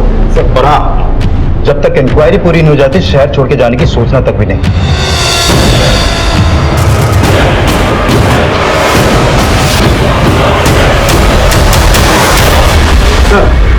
ये धर्म की पोस्टमार्टम रिपोर्ट। इस रिपोर्ट के मुताबिक धर्म पर गोली 2 फीट की दूरी से चली। छोटे बोर का हथियार था सर, जिससे गोली चली। यादव, ये केस मुझे कुछ जमीन की लड़ाई से आगे का नजर आ रहा है। मतलब ये कि इस केस में धर्म के ही किसी घर के सदस्य का हाथ है, जिसने चिटकनी अंदर से खुली छोड़ी और हथियारे अंदर दाखिल हुए।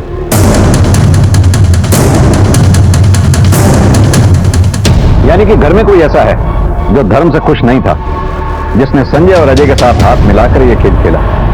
सर ऐसा भी तो हो सकता है कि कोई बाहर वाला पड़ा हो इन दोनों परिवारों के पीछे। लेकिन इसका कोई क्लू नहीं है यादव हमारे पास। हाँ, शक सभी पे। एक काम करो, अजय और संजय दोनों की एलिबाइज क्रॉस चेक करो, दोनों के मोबाइल डिटेल्स चेक करो, उधर धर्म के घर वालों के सभी के मोबाइल डिटेल्स चेक करो।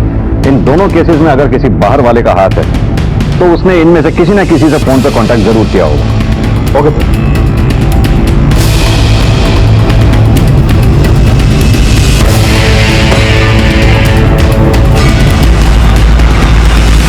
सुनो, तुम्हारे मालिक का चल क्या रहा है यहाँ पर?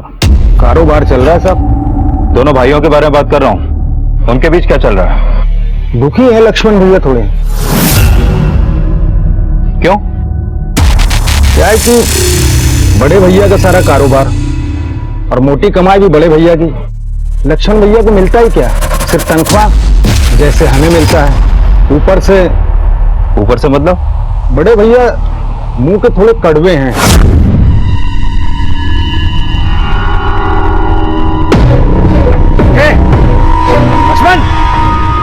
लक्ष्मण क्या हो भैया?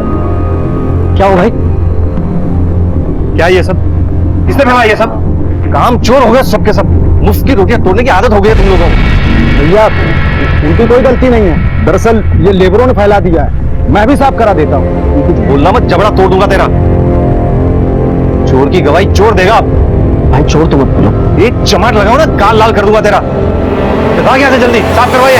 वैसे तो लक्ष्मण भैया भी कामचोर हैं, लेकिन बड़े भैया अपना काम निकालने के लिए या उनसे निकलवाने के लिए कभी कभी ऊंची आवाज में बोल जाते हैं।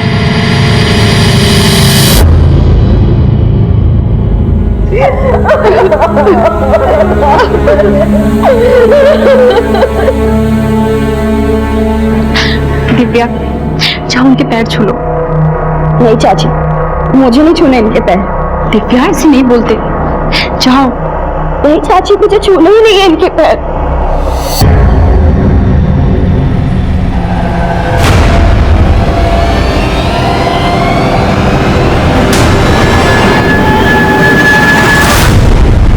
साहब ये जो हुआ ना बहुत बुरा हुआ। ये धर्म जी आदमी कैसे थे? साहब धर्म जी बहुत अच्छे आदमी थे। पूरी जिम्मेदारी जो है उनके परिवार की उनके ही कंधे पे थी। अभी 6 महीना पहले उनके भाई की लंबी बीमारी के बाद देहांत हो गया। साहब परिवार की बात तो छोड़िए, पास पड़ोस वालों का भी बहुत ध्यान रखते थे साहब। किसने किया होगा? सर वो तो पता नहीं, कारोबारी आदमी थे, सैकड़ों लोगों का उनके घर रोज आना जाना था। हाँ सर, लेकिन कुछ दिन पहले उनके घर एक लड़के को लेकर पंगा हुआ था। कैसा पंगा? वो उनकी बेटी है ना साहब। कौन? सुमन? नहीं साहब, वो छोटी वाली है, दिव्या, उसको लेकर पंगा हुआ था। कोई लड़का उसका पीछा करता हुआ घर तक आ गया था। खबरदार मेरी बच्चियों का पीछा किया तो यही सिखाया तेरे माँ बाप ने, दूसरों की बेटियों बहनों को परेशान करना। आइंदा अगर यहाँ दिखाई दिया ना तो मुझसे बुरा कोई नहीं होगा। अरे निकाल। लड़के का नाम मालूम है? नहीं साहब। ठीक है, आप जाइए। ठीक है साहब। यादव, फैमिली तो अभी बात करने की पोजीशन में नहीं है। अपने आदमियों से पता करवाओ कौन लड़का दिव्या के पीछे आया जाया करता था। स्कूल, कॉलेज, इवन जहां वो ट्यूशन पढ़ने जाया करती थी वहां भी। Okay sir. और हाँ, बाइक सवार का कुछ पता चला? सर हमने हर जगह अपने खबरियों को अलर्ट कर दिया, लेकिन अभी तक कुछ भी पता नहीं चला। अपडेट लेते रहो। Okay sir.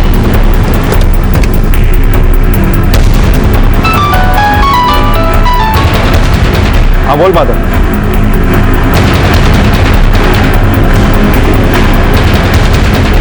सर उस लड़के का पता चल गया। उसका नाम त्रिलोक गुप्ता है, लोग उसे टीटू के नाम से जानते हैं। करमपुर में उज्जवल कोचिंग सेंटर में दिव्या के साथ पढ़ता था और वहीं से उसके पीछे पड़ गया। ज्यादा मामला पर्सनल है, घर चल के ही पूछताछ करनी पड़ेगी। Thanks sir. चलो।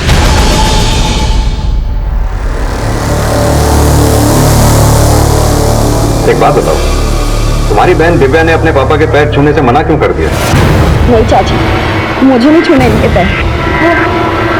इसी बात पर पापा के साथ उसकी बहस हो गई थी, इसलिए। टीटू को लेके? सर वो लड़का ही दिव्या के पीछे पड़ा था, इसमें दिव्या की कोई गलती नहीं है।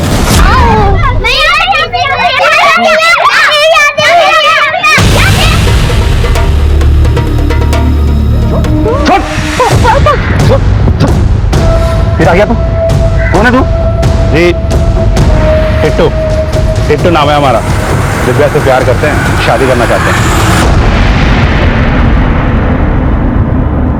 पढ़ाई की उम्र में ना पढ़ाई की जाती है, ये सब नहीं। सच बता रहा हूं, आइंदा अगर इधर दिखाई भी दिया तेरे हाथ पे टुलवा के घर भिजवा दूंगा। तो निकल। अरे आप मेरी बात तो सुनो पापा जी। पापा जी हम दिव्या से प्यार करते हैं, शादी करना चाहते हैं। चल भाग, भाग, चल, चल।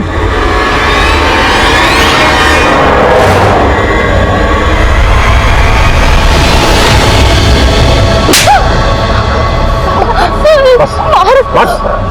एक बात याद रखना, आइंदा वो अगर दिखाई दिया ना यहाँ, घर से निकलना बंद कर दूंगा तेरा। पापा, लेकिन इसमें दिव्या की क्या गलती है? इसकी शय दिए बिना वो पीछे नहीं पड़ेगा ऐसे, इसी ने इशारा किया होगा। पापा आप शांत रहिए। इसी चलते दिव्या पापा से थोड़ा नाराज थी। और हाँ सर, उसने जाते वक्त पापा की तरफ देखकर ऐसे गोली मारने का इशारा किया था।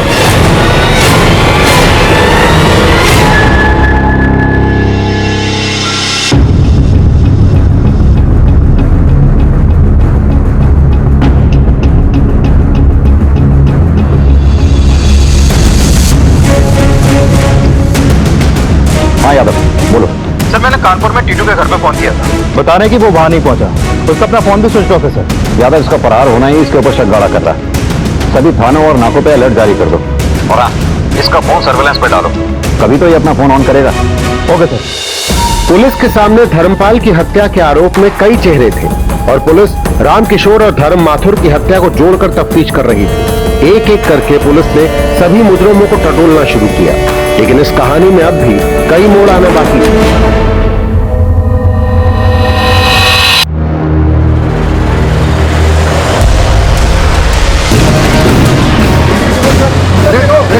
अरे मैडम चलो, अरे मैडम चलो।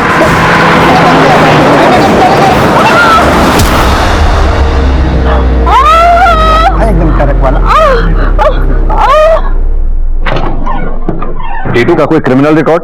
नहीं सर, इसका कोई भी पुराना क्रिमिनल रिकॉर्ड नहीं मिला है, लेकिन फोटो से तो लोफर टाइप लगता है सर। इसके बारे में और कोई इंफॉर्मेशन? हाँ सर, इसका बाप कानपुर में एक फैक्ट्री में मैनेजर है। यार हो सकता है ये अपने शौक पूरे करने के लिए छोटे मोटे अपराध करता हो। अगर इसका हाथ धर्म की हत्या में है तो हो सकता है इसे किसी ने सुपारी दी होगी। सर मुझे तो लग रहा है कि इसने धर्म से अपनी बेइज्जती का बदला लिया होगा। ये भी हो सकता है, लेकिन जिस तरह से दो लोग बाइक पे आए, धर्म के घर में खुले दरवाजे से अंदर घुसे और हत्या करके चले गए, मामला तो सुपारी का ही लगता है। ये रामकिशोर की हत्या भी अभी तक हमारे लिए पहेली ही बनी हुई। सर खबर मिली है कि धर्म के फैमिली में शिखा पे जानलेवा हमला हुआ है। एक गाड़ी ने उन्हें कुचलने की कोशिश की, लेकिन वो बाल बाल बच गए। यादव, ये मामला तो किसी और दिशा में ही जा रहा है।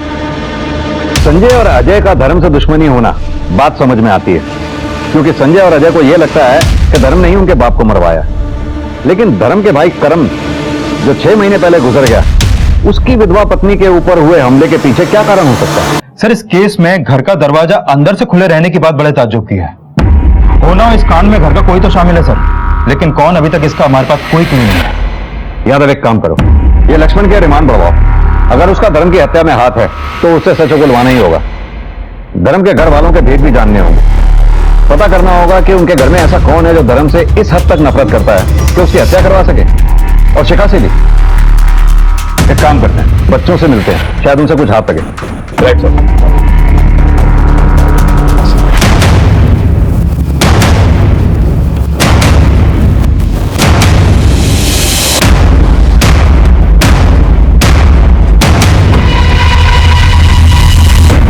नहीं सर, मैंने किसी को नहीं देखा। मुझे नहीं पता सर, उस दिन के बाद मैं टीटू से कभी नहीं मिली और ना मुझे वो कभी नजर आया। सर, धर्म भैया के हत्यारे बाहर खुले घूम रहे और आपने मेरे पति को अंदर कर रखा है। अरे वाह, ये कैसा इंसाफ है? करे कोई और भरे कोई। पापा सबके साथ कितना अच्छे से रहते थे, घर में सबको गाइड करते थे। पापा को मारने का किसी के पास क्या कारण हो सकता है?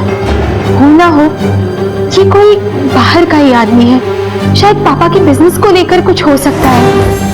सर मुझे कुछ भी नहीं पता चला। हो सकता है कि ड्राइवर ने अपना संतुलन खो दिया हो। मैं तो बहुत डर गई थी, तो मुझे तो लोगों ने यहाँ तक पहुँचाया है। एक पिता को जो कुछ करना चाहिए था वो सब कुछ किया उन्होंने। एक परिवार का मुखिया होने के नाते अपना कर्तव्य बखूबी निभाया। कभी भी हमें किसी चीज की कमी महसूस नहीं होने दी। सर यहाँ तो सब राजी खुशी दिख रहे हैं। यादव, जहाँ सब राजी खुशी होता है वहीं कुछ गड़बड़ होती है। पर सर यहाँ बच्चों से पूछताछ करने के बाद भी कुछ खास मिला नहीं। ये ऐसे नहीं बताएंगे। हमें कोई ऐसा आदमी चाहिए जो घर के भेद भी जानता हो लेकिन घर का ना हो।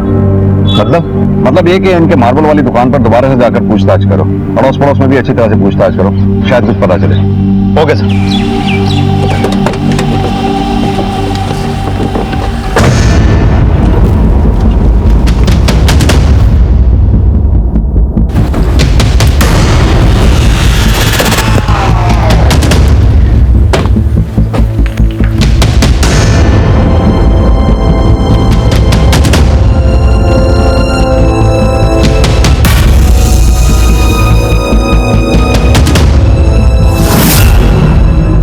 जय हिंद सर। सर, ये धर्म के घर वालों के कॉल रिकॉर्ड, ये लक्ष्मण का रिकॉर्ड, ये तुलिका का, ये सुधा का, सुमन, दिव्या और ये शिखा।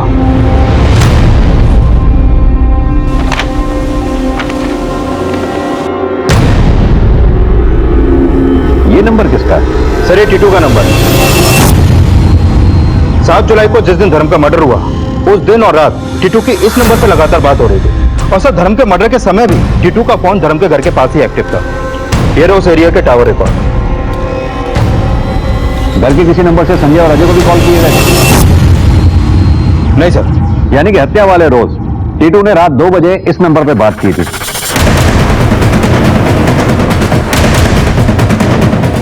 हो ना हो इस नंबर वाले ने ही चित्तनी अंदर से पुलिस छोड़ी थी जिससे हत्यारे अंदर आए। तो लेकर आए इस नंबर वाले को? नहीं यादव, पहले इस टीटू को ढूंढना होगा। इसके बगैर हमारे लिए कुछ भी साबित करना बहुत मुश्किल है। यादव एक काम करो, अपनी टीम की पेट्रोलिंग बढ़ाओ। इसका पकड़ा जाना बहुत जरूरी है। Okay sir.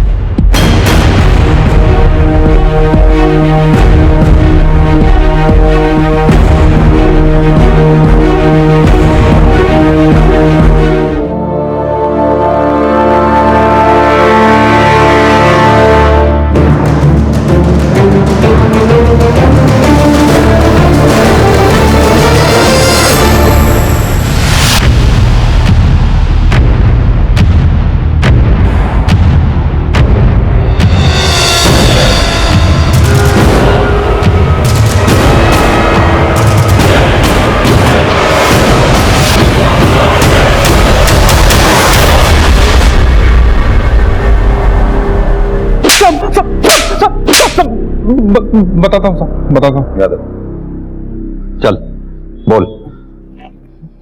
सुपारी मिली थी मुझे मारने के लिए 2 लोगों को। किसने दी थी सुपारी? किसने दी थी? अब वो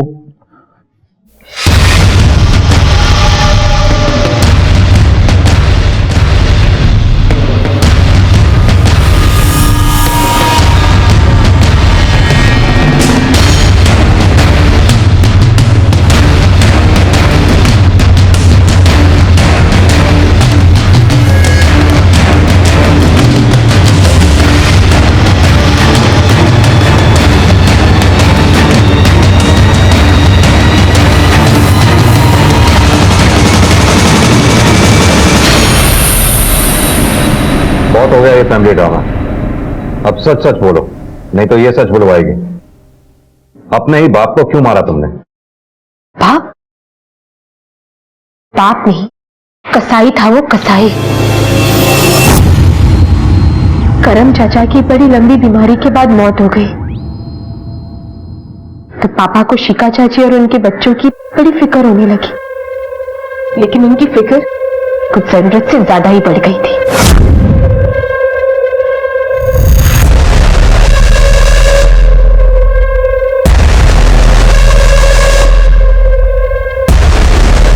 पापा कहाँ जा रहे हैं आप? पिकनिक जा रहे हो? प्लीज मैं भी चलो। तुम पढ़ाई करो, अपनी जाओ। पर पापा बोला ना तुमको, पढ़ाई करो, जाओ जाओ चुपचाप।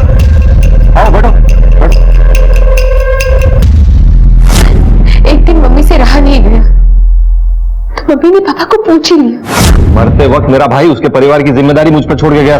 अच्छा, दरवाजे बंद करके निभाई जाती है जिम्मेदारी तो? और हमें घर से बाहर निकालने की धमकी भी दी। पापा अपनी फैमिली की तरफ कठोर होते चले गए। उनका प्यार हमारे लिए बस एक दिखावा था, एक रूटीन सा बन गया था। एक दिन तो सर एक छोटी सी बात के लिए मेरे भाई रोहित को भाई साहब कितनी बार भाई साहब मस्ती मत कर। काशी तो रहा बन जाएगा। अरे नहीं सुधरेगा। मैं अपने पापा को पूछती थी, उनसे बहुत प्यार करती थी। मुझसे ये सब देखा नहीं जा रहा था सर। तो एक दिन बहुत हिम्मत जुटा के मैंने पापा से पूछ लिया, पापा बोलो। आप अब हमसे प्यार नहीं करते हो? देखो सुमन, बच्चों को मेरी जरूरत, शिखा को मेरी जरूरत। पर पापा आप पहले हमारे हैं। तू की बातें मत कर सुमन, मैंने जो बोल दिया यही सच्चाई है। और तुम और तुम्हारी माँ जितनी जल्दी समझ रहे ना, तुम दोनों के लिए अच्छा है। और एक बात, और अगर इस घर में रहना है ना तुम लोगों को, तो ये बात दोबारा नहीं होगी। उस दिन मैं समझ गई थी कि मेरे पापा पराये हो गए, जिस दिन वकील साहब ने उनके परायेपन पर मोहर लगा दी थी। अंकल, आप कैसे भी करके पापा की बिल आज के आज ही करवा दीजिए। पुलिस पापा को पकड़ के लेके गई है। बेटा रिलैक्स, मैं पूरी कोशिश कर रहा हूँ। यहाँ तुम इतनी टेंशन ले रही और वहाँ तुम्हारे पापा सब कुछ तुम्हारी शिखा चाची और उनके बच्चे पूनम और सभी के नाम करना चाहते। क्या? उन्होंने तो मुझसे कागजात बनाने को भी कहा है। मैंने सोचा पापा तो नहीं मान रहे, शिखा चाची से बात करती, पर वो तो चाची, आप बुरा मत मानिएगा, पर आप और पापा ये जो कर रहे हैं ना, वो सही नहीं है। देख सुनो, मर्द को जो चाहिए वो उसे मिलना ही चाहिए। अब तेरी मम्मी तो तेरे पापा को वो चीज दे नहीं पाती, इसीलिए वो मेरे पास आते हैं। तू नहीं समझ पाएगी था, तू जा। बाप हमारे थे, लेकिन पिता शिखा चाची के बच्चों के बने हुए थे। पति तेरी माँ के थे, लेकिन जीवन साथी शिखा चाची के बने हुए थे। इतना तो ठीक था, पर पापा घर का घर और सारी प्रॉपर्टी उनके नाम करने वाले थे, ये मैं बर्दाश्त नहीं कर पाई। मुझे किसी भी तरह पापा को रोकना था। टीटू दिव्या के पीछे पड़ा था और मुझे मालूम था वो दिव्या को पाने के लिए कुछ भी कर सकता है। वो गायब था, तो मैंने एक सोशल साइट से ढूंढ के उसे कांटेक्ट किया। एक नहीं, दो को ऊपर पहुंचाना है। 6 लाख अभी, 6 लाख काम हो जाने के बाद। बीएससी पास कर ले, दिव्या से शादी करा दूंगी। भैया, प्लान के मुताबिक मैंने टीटू को फोन किया। टीटू ने मुझे घर के बाहर आके फोन किया और मैंने दरवाजे की कुंडी खोली और अपने कमरे में वापस चली गई।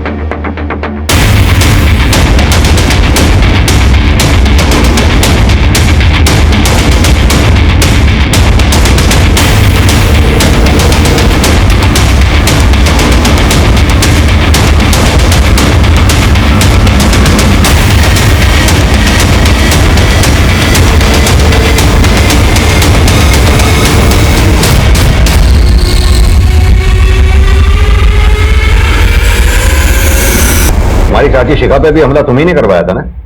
हाँ, लेकिन किस्मत से बच गई वो।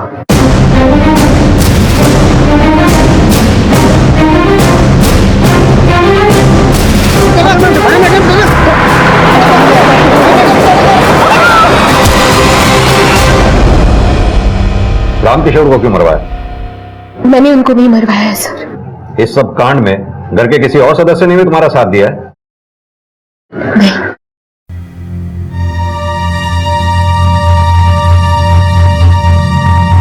पुलिस ने पूरी मेहनत से उन बाइक सवारों को भी पकड़ लिया जो रामकिशोर की मौत का कारण बने थे। वो मामला रोड रेज का ही साबित हुआ। सुमन को लगने लगा था कि उसके पिता धर्म माथुर अपने परिवार को उनके अधिकारों से वंचित कर रहे हैं। उनके हिस्से का प्यार वो दूसरों पे लुटा रहे हैं। जब सुमन को ये यकीन हो गया कि अब हालात बेहतर नहीं हो सकते, तो उसने ये तीव्र कदम उठाया। इसलिए रिश्तों का मान सम्मान बहुत जरूरी है। रिश्ते की गरिमा बनाए रखना भी जरूरी है। क्राइम पेट्रोल के ऐसे ही मजेदार एपिसोड्स देखने के लिए हमारे चैनल को सब्सक्राइब करें।